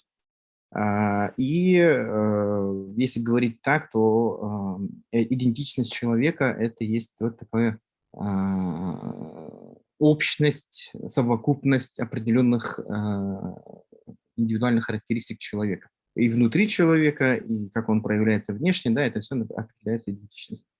Также современные историки в России отмечают о том, что идентичность – это социальное качество. Это социальные качества. То есть мы знаем то, что человек, когда он растет, да, вот мы здесь на слайде видим, да, вот внизу, что идентичность у нас формируется в ходе социализации, в ходе инкультурации, и есть огромное количество идентичностей, например, это как половая, возрастная, этническая, гендерная, культурная, политическая. И мы говорим сегодня о таком понятии, как гражданская идентичность. Гражданская идентичность мы определяем как представление личности человека о какой-либо принадлежности к определенному государству, причислении себя к каким-либо структурам гражданского общества. Мы, вот, например, простой пример – это то, как все участники, уважаемые люди, состоят не только в одной общественной организации, да, вот общественной палате, но и в других различных. Например, это начинаем с простых, это общественная организация, которая объединяет соседей в доме, товарищества, жильцов или родительские собрания какие-то, клубы по интересам, друзья, например, да, это тоже можно отметить как каким-либо институтом гражданского общества. И надо отметить о том, что гражданская идентичность, она очень сейчас актуализируется. Почему? Потому что сейчас в современной России мы видим, что происходит процесс нацстроительства. То есть строительство не национальности, этничности, да, а именно строительство нации как таковой. и философы, историки, культурологи, мы всегда на данный момент начинаем задаваться таким вопросом. Все-таки существует понятие народ российский или все-таки нация? Потому что нация – это совокупность, общность различных народов. То берем просто преамбулу Конституции Российской Федерации, там прописано, да, мы многонациональный народ. То есть как понять, да, вот это такие тонкости свои есть, например, кто-то говорит, должно быть прописано мы российская нация или нация россиян. Кто-то говорит, нет, наоборот, вот понятие народ – это гражданское, как раз показывает особенности России в современном мире. Что происходит в современном мире в данный момент? В данный момент в современном мире идет процесс культурной глобализации. Как это все понять? Объясняется очень просто, если мы говорим, тоже существует понятие глобализации. Экономическая, политическая, когда стираются границы, экономические и политические границы, когда идут какие-то новые контакты, да, то когда мы говорим о патриотизме, об отношении к воспитанию гражданина, мы прежде всего должны понимать о том, что такое культурная глобализация. Прошлые докладчики очень жестко, по моему мнению, очень жестко озвучили процессы, отмечая о том, что идет противоборство, информационная война. Ну, тут надо отмечать более так нейтрально то, что все-таки культурная глобализация – это процесс изменения идентичности. И вот когда мы начинаем изучать, объяснять, что такое изменение идентичности, сдвиг идентичности, сдвиг понятия человека, вот тут начинается опасный момент. Вот тут уже, да, можно говорить о том, что на уровне, на подсознательном уровне, на каких-то невидимых для глаза человека общественных процессах мы начинаем наблюдать удивительные вещи. Ну, в кавычках, да, то, что у нас идет трансформация традиционной культуры, у нас идет сдвиг идентичности человека, у нас стоит открытый вопрос, который задают люди. Зачем нам знать традиционную культуру? Существует ли традиционная культура? Что такое культура? Чем она отличается от современной культуры и тому подобные вещи? Здесь на данном слайде мы видим, например, очень красивую, мне эта фотография очень нравится, я ее сделал в селе Балыктах, Нигино-Кангаласский улус. Это Алас, классический Алас, это место, откуда идет традиционная культура скотоводов, якутов, которые занимаются скотоводством. И вот здесь можно увидеть, как молодые парни стоят с мотоциклами, как ездят там на фоне иномарка, лошади пасутся, да, вот скот, и на заднем фоне у нас мы видим ну, деревню саму. Вот это пример того, как трансформируется традиционная культура. Если бы мы это сфотографировали 100 лет назад, этих мотоциклов, машин не было. Трансформация традиционной культуры – это, как понять, это понимается как осовременивание культуры, о том, что трансформация традиционной культуры нам показывает, где проходит грань между традиционной культурой и современной культурой. И мы даем четкое определение понятия, когда начинается современная культура, когда начинается современность. А почему этот вопрос я поднимаю по теме исторической памяти в цифровой среде, культурной памяти и гражданской идентичности? Потому что как раз определение отношения человека, когда он начинает определять, да, это моя культура современная, да, это традиционная культура, это есть вот опорная точка, откуда начинается становиться гражданское воспитание. Мы не можем говорить о том, что ты должен быть гражданином, патриотом России, ты должен следовать правилам, законам, которые существуют в Российской Федерации, если человек просто не знает своей традиционной культуры. Вот этот момент надо отметить. И заканчивая, хочу сказать о том, что такое цифровая среда. Что такое цифровая среда? Цифровая среда – это то, что мы сейчас с вами живем. Тут я хочу отметить два пункта. Первый пункт – это то, что в современном мире, в цифровой среде, в цифровом мире, мы с вами наблюдаем только наличие двух видов людей. То есть, опираясь на два вида людей, мы должны вести воспитательную, образовательную работу, говорить о патриотизме и говорить о том, что у нас сейчас идет информационная война, у нас идет сдвиг какие-то вот идентичности. Два вида людей.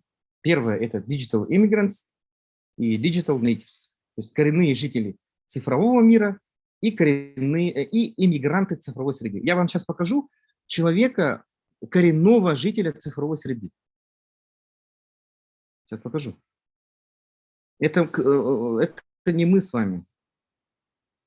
Вот человек стоит, коренной житель цифровой среды. Это то поколение, которое выросло с телефоном в руках, это то поколение, которое сейчас учится через дистанционно, через Zoom, самостоятельно разбирается в каких-то форумах, набирает 30 миллионов лайков в ТикТоках.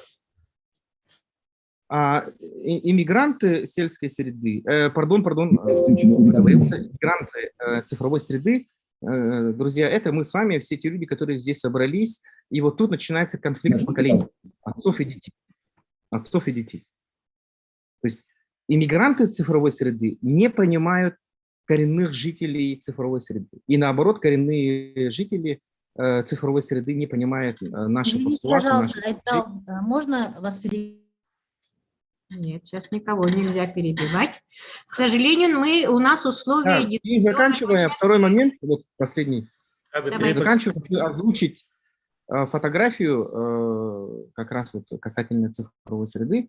Это мы видим на фотографии Алас дель Берибит, Чертовский наследник, Татинский улус. Это вот окно, через которое смотрел на свой Алас Аюнский. Да, вот если мы говорим о воспитании нового поколения, о гражданской идентичности, в цифровой среде, мы должны... Вот эту фотографию вот так видел человек, который создал все, что мы сейчас наблюдаем и живем в этих условиях. И сейчас современные люди, коренные жители цифровой среды, digital natives, они вот такого окна нигде не видят. Это вот такая проблема. Вот это вместо выводов, потому что тут, конечно, выводов трудно, конечно, сделать. Все, спасибо. Спасибо большое, Спасибо. Айтал Игоревич. Вот вторая часть вашего выступления, по-моему, очень большое количество людей затронула за живое. Вы видите, когда вы как бы от научной составляющей отошли, большое количество людей сразу захотело подключиться. Я вижу наши земляки в Китае, вижу, что подключаются другие. Мы просим у всех прощения, есть условия проведения нашей дискуссионной площадки. Мы сперва выслушиваем всех спикеров, которые были записаны, потом дадим вам возможность выступить. Большое спасибо. Можно вопросы писать в чат, да, я извиняюсь. Можно писать вопросы в чат. Комментарии, я готов ответить. Спасибо. Все, хорошо.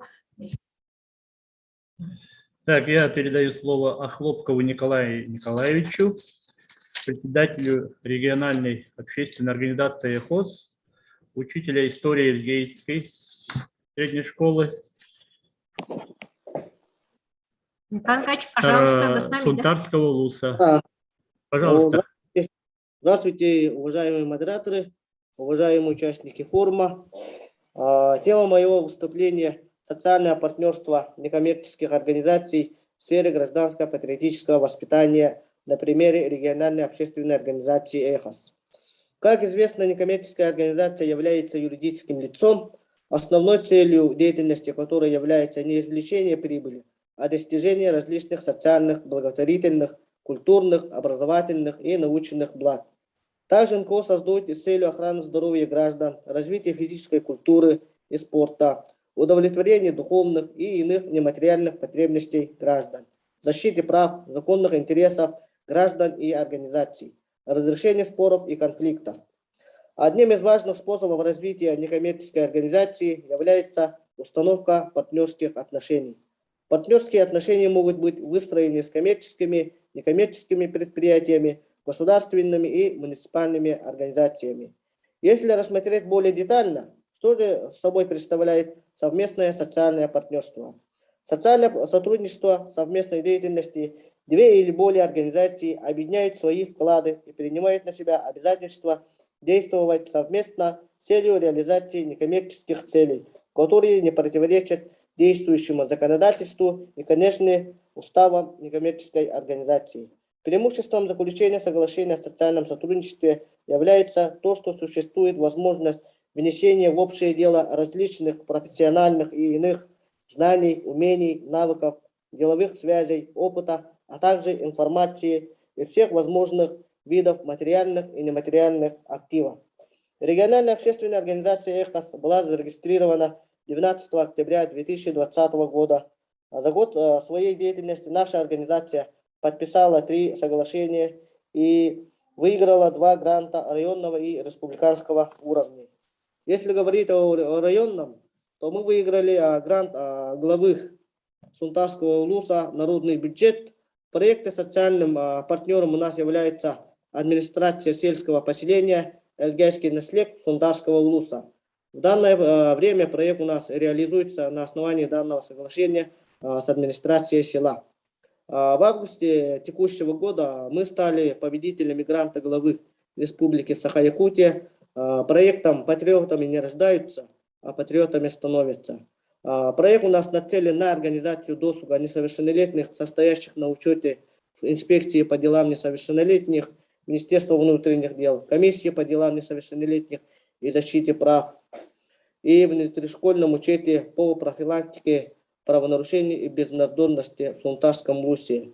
Основными задачами нашего проекта являются это: первое, повышение гражданской ответственности, уважение к правам и свободам, обязанностям гражданина; второе, правоориентационная работа с несовершеннолетними; и третье у нас формирование и развитие навыков и компетенций по начальной, военной, тактической и огневой подготовке. Календарно-тематический план состоит из 3 этапов.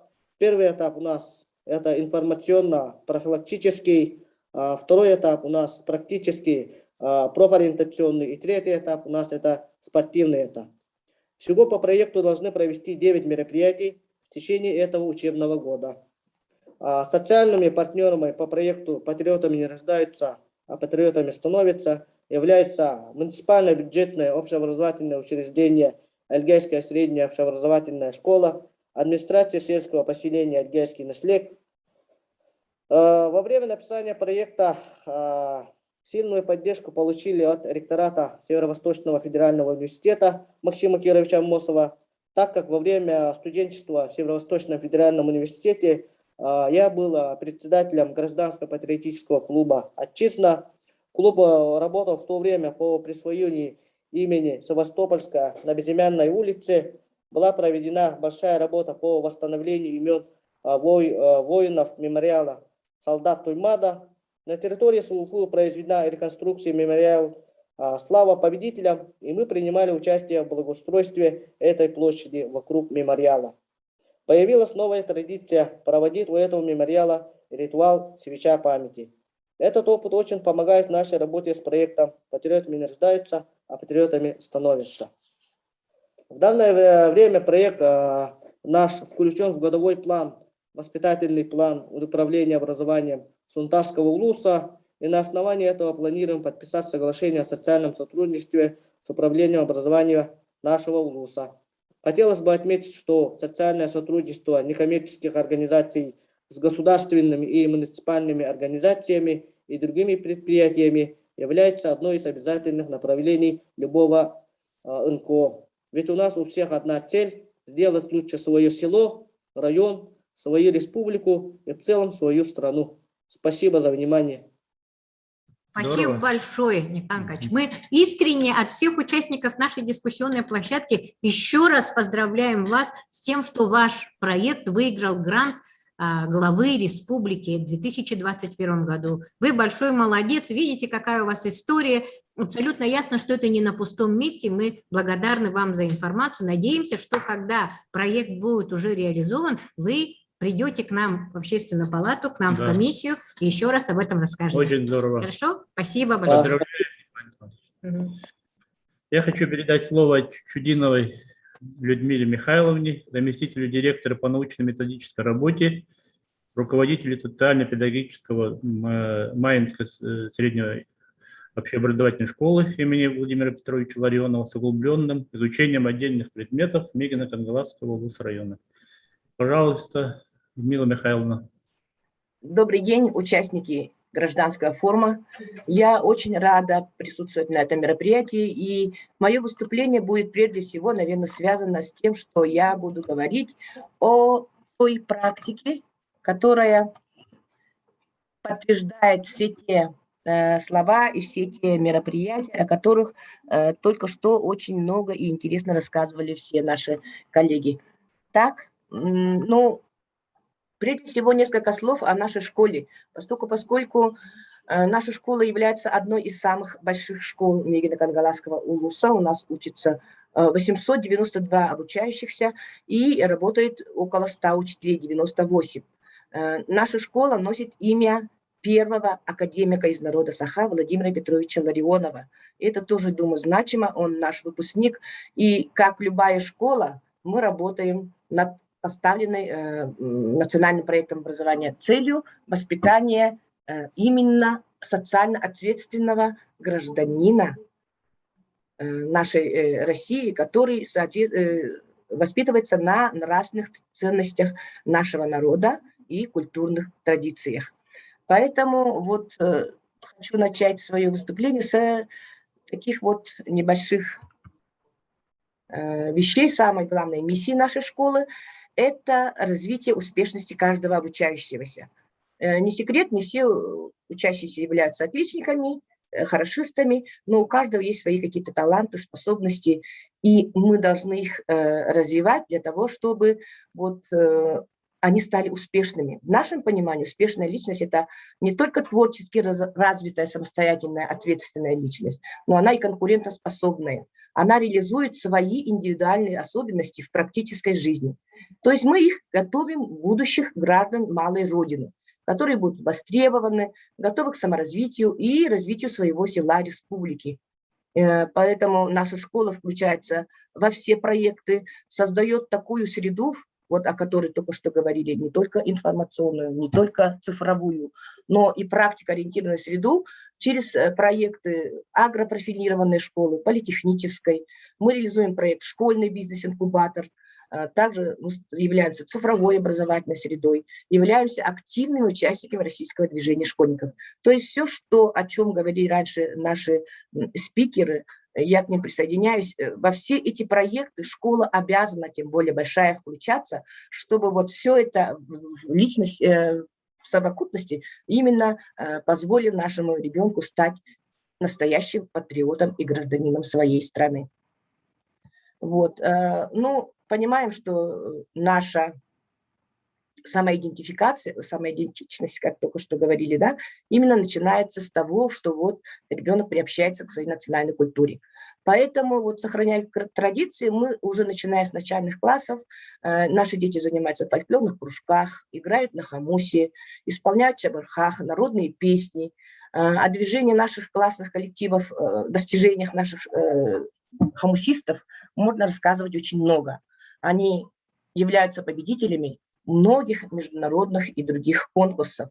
Поскольку вот тот обширный хор, который у нас есть, это все является показателем того, что мы это обязательно вводим с начальных классов, чтобы ребенок хорошо понимал. И тут, отправляясь к истории Якутии, о которой вот как раз сказал один из наших выступающих, значит, вот и в начальных классах у нас вот на этих наших кружках тоже на этом уделяется большое внимание, а также ребята у нас еще и изучают занимательную экономику, агрономику, где начинается все опять же с малой Родины.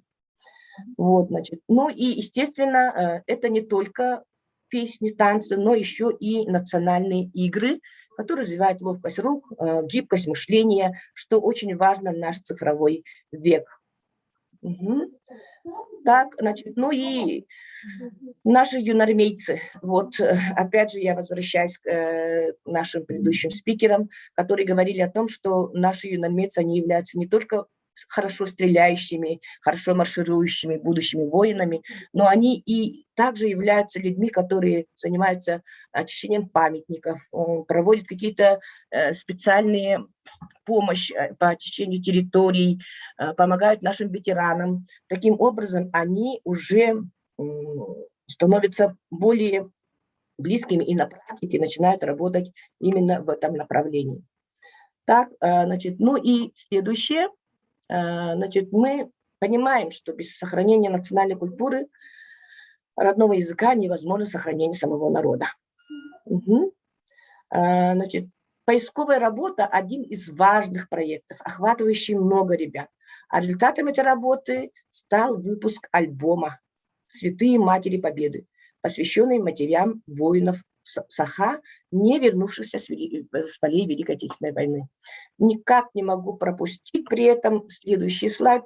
Вот нашими ребятами разработана история, проект, который посвящен столетию Героя Советского Союза Федора Кузьмича Попова и по нахождению из архивов воинов 120-й команды, которой, оказывается, в основном были мегино-конголазские наши солдаты. Их было в общем около 400 человек. И благодаря поисковой работе наши ребята смогли найти имена воинов, более 140 воинов, а также связаться, вот как раз связываясь именно с связью поколений, имена воинов, потомки которых живут уже в Англии. И они вышли на нас, благодарили и взяли у нас все материалы, которые мы нашли. То есть 4 человека, которые считались погибшими без вести, были обнаружены нашими школьниками. Думаю, об этом нужно обязательно сказать. Угу. Ну и в завершении еще хотелось бы сказать о нашем дневнике. Этот дневник, он тоже вот как раз является той ступенькой, которая нас связывает со своей историей. Это не просто дневник, куда заносятся оценки и записываются домашние задания. Это информация о лучших людях республики и УНУСа, которые внесли существенный вклад в его развитие. Дневник обновляется в соответствии с требованием времени. Сейчас там есть QR-код, при помощи которого можно не только увидеть, но и услышать много интересной и полезной информации. Ну и в завершении хотелось бы закончить словами прекрасной песни Матусовского «С чего начинается Родина?» С картинки в твоем букваре. Да, школа – это первый шаг к осознанию себя и своего места в этой жизни, развитию патриотизма и приобщению к культуре народа. Спасибо за внимание. Спасибо большое, Людмила Михайловна. Безусловно, ваше выступление объединило, ну, как бы такой красной нитью прошло через все выступления, которые прозвучали у нас на дискуссионной площадке. Это говорит о том, что общая политика, которая проводится в системе образования республики, она и построена таким образом, чтобы вовлечь и всесторонне развивать наших ребят. Спасибо большое вашей школе. Надеюсь, что большинство школ вашего типа придерживаются этой политики. К сожалению, во многом это зависит от активности педагогического состава, от активности родителей, самих детей. И поэтому на самом деле работа, которую проводит МЕГИ на Конголазском УНУСе, нас не может не радовать. Спасибо вам большое. Вот у нас слово просит, ну, мы почти как бы переходим к обсуждению. У нас всего осталось буквально 15-18 минут до конца. Мы 12 часов должны обязательно закончить. Я хочу передать слово для выступления Пантелеймону Романовичу Егорову, председателю общества. Здравствуйте, меня слышно? Да, вас слышно хорошо. Пожалуйста. Я приветствую Надежду Михайловну, Сергея Васильевича, наших уважаемых модераторов. Приветствую участников гражданского форума. Я хотел бы вот заострить проблему на таком вопросе оказания библиотеками качественных услуг для населения, в том числе для незрячих и слабовидящих людей. Несколько лет назад меня пригласили в нашу очень, я сказал бы, уникальную смарт-библиотеку в 202 микрорайоне, где мне показали условия, которые они создали для незрячих и слабовидящих читателей. Мне продемонстрировали, показали вот брайлевскую строку Focus 40 американской фирмы Freedom Scientific, с помощью которой вот я каждый день, работая в университете, информацию как на компьютере, так и из интернета читаю с помощью этой брайлевской строки, не глазами, так как я с детства почти не вижу, читаю пальцами рельефно-точечным шрифтом. Показали также цифровые видеоувеличители, показали даже брайлевский принтер, где можно распечатывать вот, материалы для читателя, который не видит, который владеет системой Брайля. Показали библиотеку Литрес, в которой каждый читатель, независимо он зрячий, незрячий, может получать электронные книги и также аудиокниги. Вот об этом я хотел бы сказать. Сейчас, например, житель из Сунтарского улуса, вот я слышал, в прошлом году он выступал в НВК Саха, говорит, вот я хочу изучать систему Брайля, я хочу читать книги по Брайлю, я хочу читать аудиокниги, но наша библиотека таких услуг не оказывает. В Европе, уважаемые участники гражданского форума, я подчеркиваю, в Европе нет понятия библиотеки для слепых. Там любой житель, любой там уголка, городка, деревни обращается в свою библиотеку по месту жительства, и ему предоставили все эти качественные услуги, которые я вот описал, которые у нас есть в смарт-библиотеке. Поэтому вот мое такое предложение Министерству культуры и духовного развития. Они получают сейчас огромные гранты. Мы видим на НВК Саха постоянные презентации новых современных библиотек. Вот эти библиотеки должны оказывать качественные услуги и для этой целевой группы. Почему вот люди из улусов, незрячие, слабовидящие, не могут получать качественные услуги, не могут систему Брайля изучать, работать на персональном компьютере, как я, без визуального контроля. Вот мое предложение Министерству культуры. Давайте совместно с нами, мы разработали, вот я представляю Северо-Восточный федеральный университет, мы разработали учебные программы, и в течение вот последних лет в рамках гранта президента России Путина по реализации проектов по инклюзивному образованию мы обучили более 500 воспитателей и учителей системе Брайля, работе на персональном компьютере. Вот как незрячий должен работать на персональном компьютере. Вот давайте совместно работать в Министерстве культуры, обучить всех наших сотрудников библиотек нашей республики, и чтобы каждый житель в любом уголке нашего села, обширной нашей Родины, мог бы получать качественные услуги. Большое спасибо. Спасибо большое. Спасибо. Мы вас услышали. Ваши слова мы передадим. Хорошо. Спасибо. Большое спасибо. Спасибо, Пантелеймон Романович. Но я хочу передать слово человеку из Китая. Это русский городок Порт-Артуре, Ушкановой Мире Феновне, представителю многих журналов, как «Россия», «Китай», «Новый шелковый путь» и другие, член управления общественно-российско-китайской дружбы общества и представители Саха диаспоры в КНР. Пожалуйста, Амира Феновна, у нас времени буквально совсем немного. Здравствуйте, уважаемые гости гражданского форума. Я вообще-то не планировала сегодня выступать, хотела послушать, но из-за регистрации, ну, так получилось, что я уже попала в этот список, хотя изначально нет. Смотрите, вот я отправила в группу чата видео, там где-то примерно 5 минут. Вы можете его включить? Это моя там озвучка. К сожалению, нет, мы обязательно его посмотрим, сейчас мы его демонстрировать не можем. Хорошо, там 5 минут, там именно все про патриотизм, российско-китайскую дружбу. Но если этих аудио-видео нету, я вам скажу просто, что мы в Даляне очень много раз проводили именно мероприятия по патриотизму. Я здесь с 2004 года, это давай, ну, как бы каждая вот, как сказать, студенты со всего мира, японцы, корейцы, американцы и так далее, да. В 2008 году я закончила, тут очень много людей, и все мероприятия проходили именно под лозунгом патриотизма. Если Андрей Савич Борисов здесь еще, он знает тоже прекрасно, когда дети из Якутии в малом количестве приезжали, но в основном приезжали дети из Владивостока. То есть вот такие проводились конференции по патриотизму.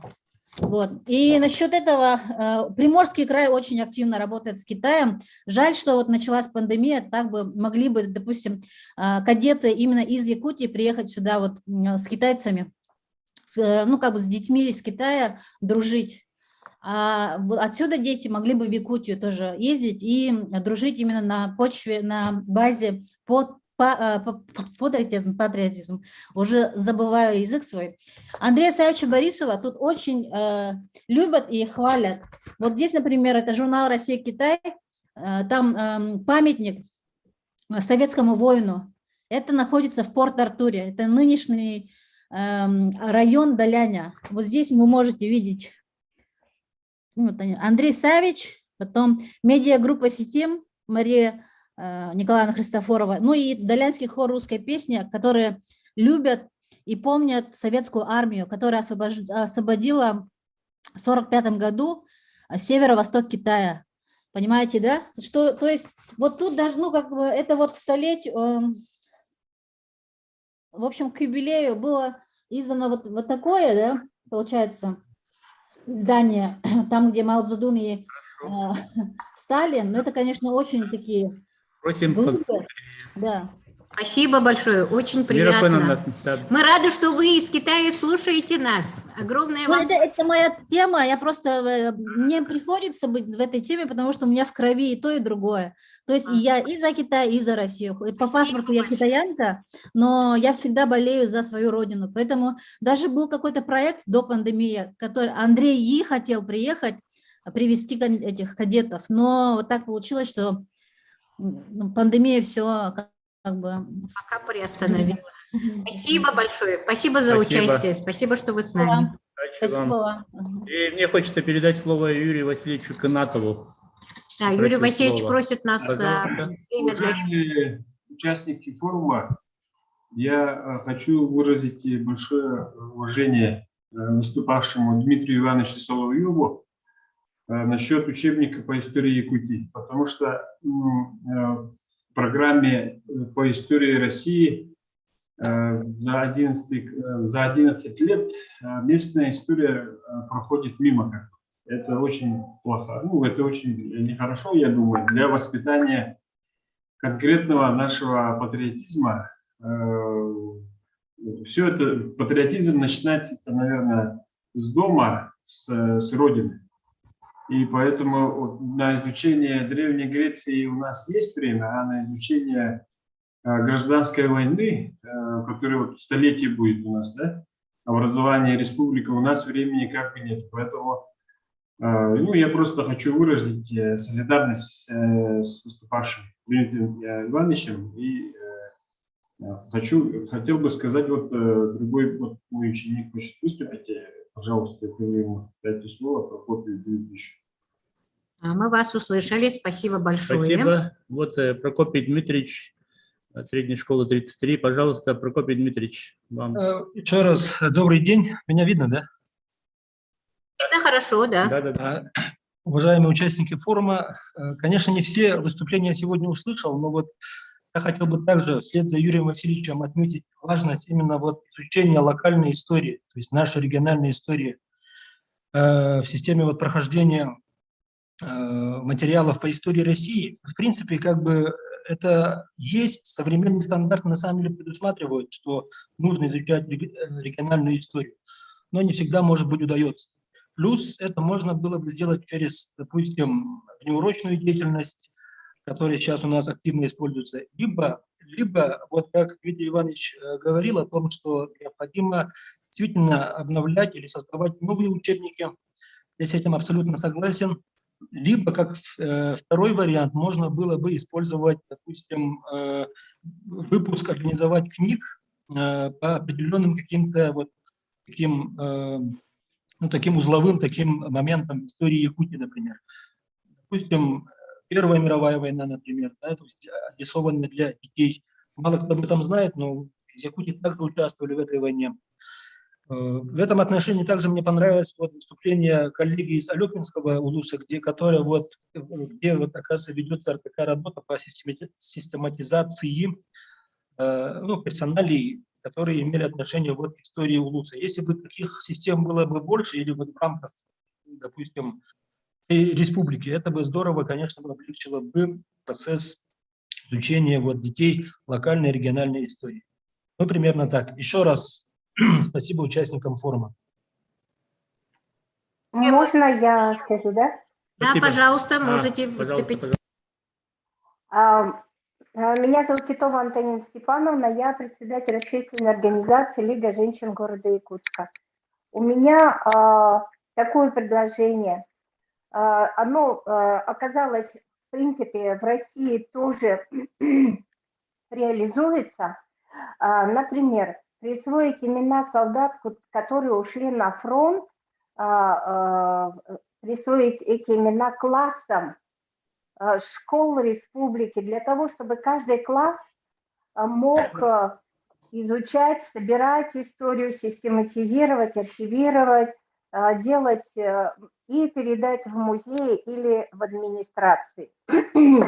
Для того, чтобы дети активно вовлекались в изучение. Я понимаю, что есть разные патриотические клубы, но туда же этими патриотическими классами и клубами не охвачены все дети, поэтому для того, чтобы все дети, правильно тут сказали, что патриотическое воспитание, это все-таки в семье начинается все-таки в школе, но очень часто в школе мы слышим, что времени нет, но я обращаюсь, но от кого это зависит? Давайте найдем время для того, чтобы наши дети изучали историю своей республики, историю своей страны. И в продолжении темы, которую Альбина Прокопьевна говорила, я хочу показать, мы выпустили такой сборник о проекте «У войны не женское лицо». И в этой книге мы собрали материалы о женщинах-воинах, женщинах-труженицах,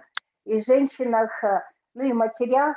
И здесь у нас есть, смотрите, это журнал с добавленной реальностью. Здесь в этой книге, ну в этом журнале есть видео, которые можно посмотреть, скачав, скажем, приложение. Здесь не просто можно посмотреть фотографии, прочитать информацию, но и посмотреть видео, услышать голос ветеранов, услышать, посмотреть на них, как бы, ну, о них фильмы. Ну, вот такое предложение. Да, Антонина Степановна, интересно. И вы еще предложили пушкинскую карту для пенсионеров, правильно? Это вы же, да, предложили? Да. Это очень хорошее предложение. Знаете, кстати, ваше предложение, прозвучавшее в чате, имеет очень большую поддержку среди тех людей, которые находятся с нами на площадке. Вопрос о том, что пенсионерам тоже нужно открыть пушкинскую карту, оказался очень актуальным. Из всего, что было написано, у вас самые большие как бы плюсы получено именно то предложение, которое прозвучало о том, чтобы поддержали этот проект. Но кроме письменно этого, тоже надо, да, кроме этого, да, конечно, надо нужно написать нам еще. письменно отправить, потому что 3-4 дня еще будет обрабатываться результативная часть форума, и предложения тоже могут войти. Да, вот, Альбина Прокопьевна, хочу вам сказать, что есть очень большое количество в чате откликов именно на ваше выступление. Вас благодарят за вашу активную работу в реализации этого проекта. Есть люди, которые пишут о том, что использование цифровых технологий в патриотическом воспитании – это очень важно.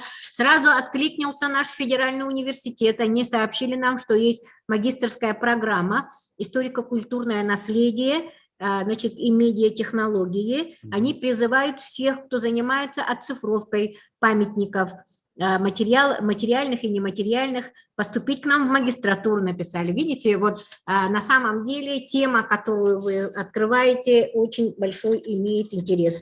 Ну, Айтал Игоревич нам написал, что забыл отметить, что сформированная гражданская идентичность является опорой муниципальной власти, как части публичной власти. То есть, если человек осознает свои права и обязанности как гражданина, знает механизмы и алгоритмы работы государственных институтов, то можно говорить о том, что он патриот. Айтал Игоревич писал это в то время, когда выступал Николай Николаевич Охлопков, который представляет у нас Эльгеи, Сунтарский улус, и он рассказал, что проект, который выиграл грант главы республики, поддержан в том числе и муниципальной властью. И то, что они работают с трудными подростками, которые попали нам в сложную жизненную ситуацию, и дают возможность как бы стать им патриотами, приобщиться к активной жизни, это очень для нас важно, конечно. Но у нас время заканчивается. Сергей Васильевич, вам слово. Да, я думаю, мы, в принципе, всех выслушали, и выступающие как бы сказали свои слова. И, конечно, хотелось бы, чтобы предложения и другие идеи уже в письменном виде вот в чате сейчас можно написать и уже отправить мероприятие «Культура», вот сайт всего форума. И, как я сказал, 3-4 дня еще будет резолюция обрабатываться, дорабатываться. Ну и, конечно, наша комиссия по вопросам культуру развития, духовного развития культуры и искусства при Общественной палате. Будет продолжать цикл мероприятий, цикл вот этих встреч, о чем мы сегодня говорили. Все темы были очень интересные. Мы всех благодарим наших спикеров за очень интересные темы. И мы надеемся, для участников все это тоже было очень полезно. И заканчиваем, прощаемся. наверное, в конце я хочу вам сказать, что мы ведем здесь счет. Постоянно на нашей дискуссионной площадке в течение 2 часов было не менее 160 человек. У нас были сложности, связанные с тем, что у нас есть ограничения. У нас даже спикеры вылетели в начале, вы помните об этом. Но параллельно с этим каналом работал YouTube-канал. Мы вели прямую трансляцию, поэтому мы очень надеемся, что даже те, кто не написал пока нам, обязательно будут присоединяться. Спасибо вам большое. Мы заканчиваем. У нас время... А будет общее фото? Да, давайте сделаем общее фото. Почему нет? Фото, как это? Ну, открыться. Гульчатай, открой. Да, откройте лица, пожалуйста, и давайте все вместе сфотографируемся. Это записи будут? Видео идет запись или через телефон? Да, конечно, в YouTube это все будет, останется, сохранится. Правильно, напомнили. Ну, потому что, допустим, только у меня показывает только один. Это нужно тыкать еще, чтобы все 100 человек вошли. Да, мы все 100 человек не сможем. Ну, давайте, нас фотографируют. Андрей Савича не видно. Андрей Савич. Андрей Савич. Всем удачи, всем успехов, хорошего настроения. Хорошего дня нам всем. Спасибо большое. Мы плодотворно Несмотря поработали. на все трудности, мы идем вперед. Так, второй. Андрей Савич нету, да? Ну, наверное, его нет. Он уже ушел, наверное. Ну, кто есть? Ну ладно. Все равно. Спасибо большое. Всем до свидания. До свидания. Рада вас видеть были. До свидания. До свидания. Рада. До свидания, спасибо. Было очень интересно.